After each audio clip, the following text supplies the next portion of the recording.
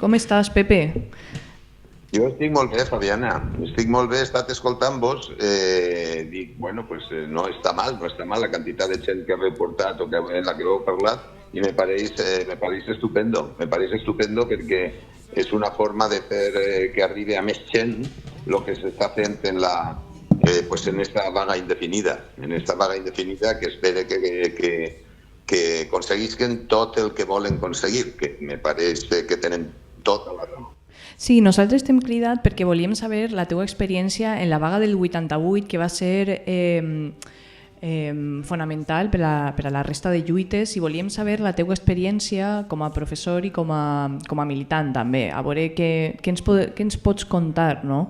De com va ser la teua experiència i com se va viure en aquest moment la vaga indefinida. Bueno, jo he sigut sempre una persona molt activa sindicalment parlant, i jo vaig arribar a l'Institut al Marítim en el curs 87-88 i només començar el curs ja van començar a fer-se moviments en el col·legi de llicenciats i doctors i llicenciats en el que es parlava de manejar-se un poc per la història de que estaven mal pagats. I aleshores, a partir d'ahí, en els sindicats pel mig, clar, se va convocar una vaga indefinida. Jo no sé exactament quants dies vaig estar de vaga, però per lo menos van ser 20 o 25 dies, pràcticament un mes, però al final se va aconseguir una de les coses que més ha influït en l'ensenyança posterior i són el que en aquell moment diguérem els sexennis.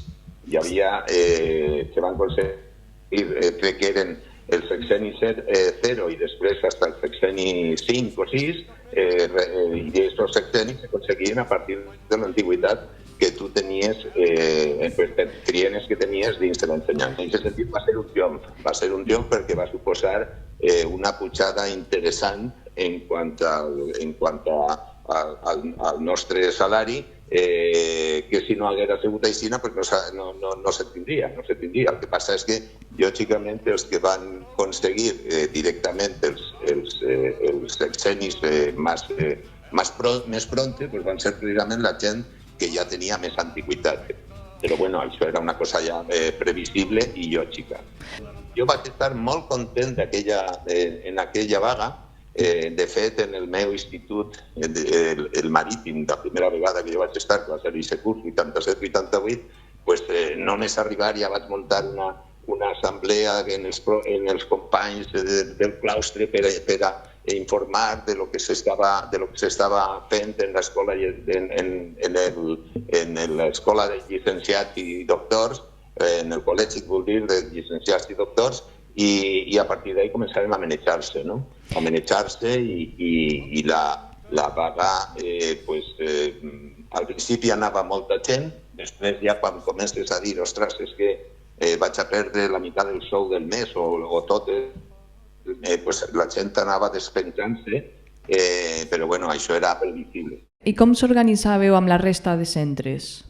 Eren més els sindicats els que organitzaven la història. Jo no recordo exactament, perquè va ser una cosa molt, com te diria, va ser una de les últimes lluites romàntiques que jo vaig viure, i en aquest sentit jo senzillament sentia que tenia que fer aquesta vaga i que tenia que fer que els meus companys la feren.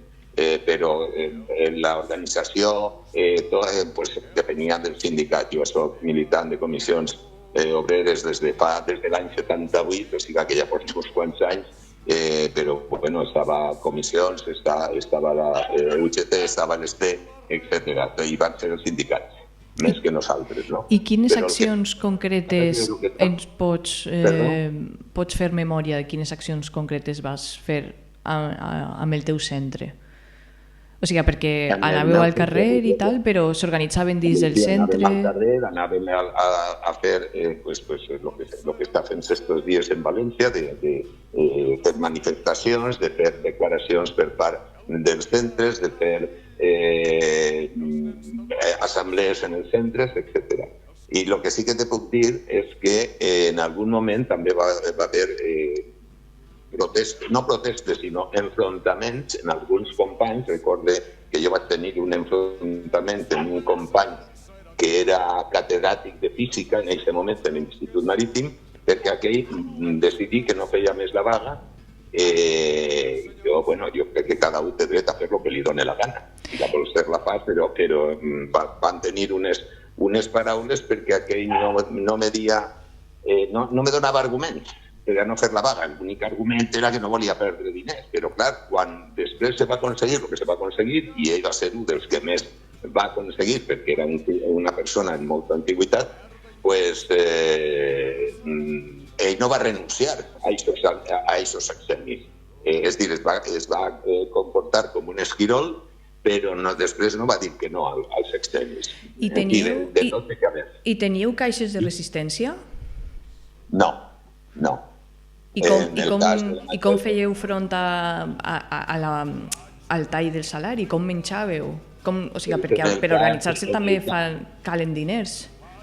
No, està clar, però en el cas de la majoria dels companys o tenien parella o agarraven els estalvis que n'hi havia, però la vaga tenia que fer-se. És dir, jo en el meu cas estava la meva companya i ella va ser la primera que me va animar a fer-la. O sigui que quan hi ha que apretar-se el cinturón, s'apreta el cinturó i ja està, i no passa res. I quines coses havíeu aconseguit? Los logros, no? Diguem-ne. Los logros, pues el principal va ser el sexenni, però jo crec que a partir d'aquest moment, i parle de memòria, pensa que fa 38 anys, però a partir d'aquest moment jo crec que se va començar a parlar ja d'aquesta jubilació als 60 anys. Per exemple, se va parlar també de disminuir el número d'alumnes per classe, el que ara parlem de la ràtio, que tenim unes ràtios terribles.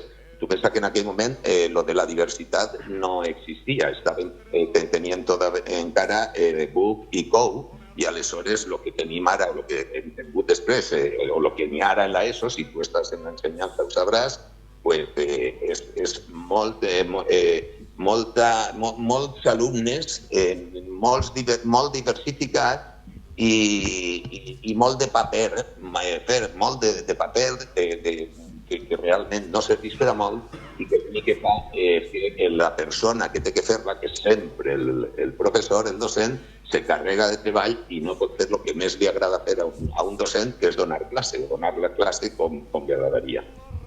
Quines recomanacions, com a experimentat vaguista, donaries als vaguistes novells, que som nosaltres, no? Pues mira, jo el que diria és que l'administració mai te va regalar res. Nosaltres tenim el problema, i parle dels docents, tenim el problema de que són molts docents. Aleshores, com no se facin les lluites a través de les vagues, no se va aconseguir res. No se va aconseguir res perquè l'administració no va donar-te. És dir, crec que n'hi ha que ser reivindicatiu, crític, estar ahí, i si tens que estar 10 dies, en el meu cas me pareix que van ser 20 dies, bueno, no en el meu cas, sinó en aquella vaga, van ser 20 dies de vaga.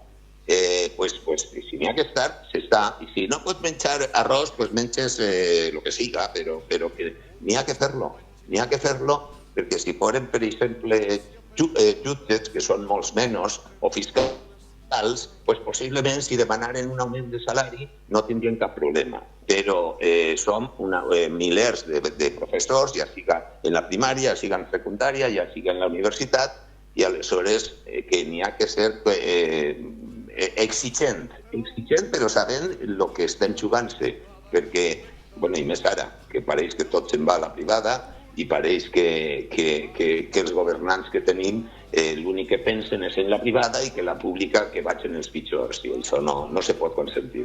Molt bé, Pepe.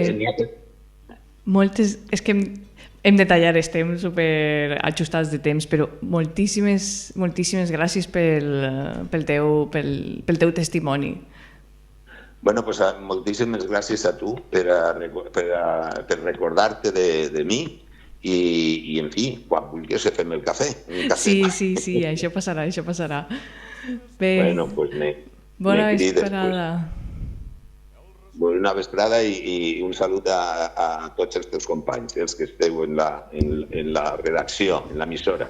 Moltes gràcies. Moltes gràcies. Ens veiem demà. Adeu, adeu.